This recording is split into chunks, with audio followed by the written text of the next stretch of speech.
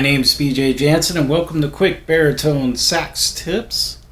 And on today's episode, big shout out to Joseph Dorsch, and also a great baritone saxophone player out there who brought up the topic of low A baritone saxophones and low B flat. So what is the difference? Well, first of all, the difference is essentially that, like this modern baritone sax, which is a custom Yanagasawa 991, this is actually has the low A key, or the little thumb key here, and a low B flat baritone sax will have a shorter bell, a different type of bell, actually, on the modern ones. There's only a couple manufacturers that make those. Most manufacturers make predominantly low A baritone saxes and these days. Pretty much since about the 60s or 70s, most baritone saxophones commercially made are low A because music has been written for them.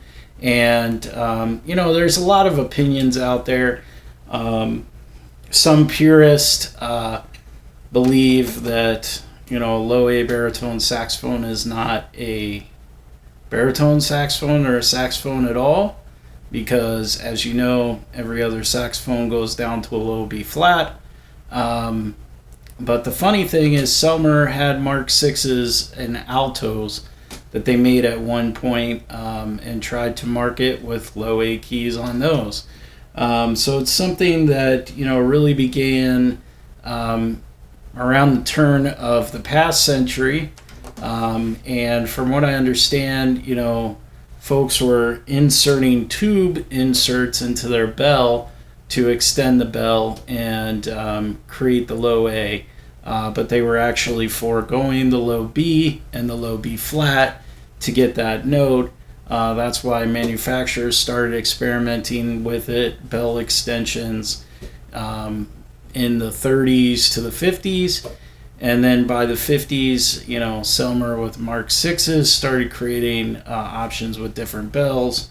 And with re-engineering, a lot of the intonation issues that were experienced with the low A no longer are as severe as they would be on the older horns. And in general, modern saxophones like this Yanagasawa here have generally play more in tune than some of the vintage horns. Even though this Yanagasawa is handmade also, from top to bottom. It's just the engineering and the extra almost 100 years of knowledge and into making the saxophone. So as far as my opinion, I've always played low A baritone saxophones and owned them. Pretty much 90% of what I've owned or played has either been a Mark 6 or, as far as ownership, Yanagasawa 990s or 991s or 901s.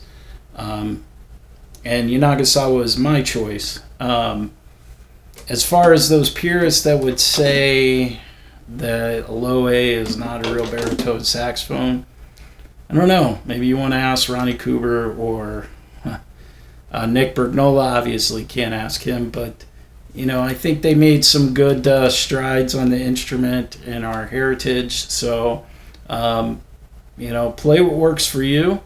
If you feel like you're a purist and you want to play low B flat, knock yourself out. If you want to play vintage horns that require a lot of work to play in tune, go play that. To each their own, but for me, low A baritone, modern style with Yanagasawa, and you just can't beat the sound and the intonation, I think, of this baritone saxophone in these designs. So again, thank you, Joe, for suggesting this video. And if you'd like to see a video or topic, please reach out in the comments below. Please remember to like, subscribe, and hit the notification bell. And keep swinging out there. Thank you so much.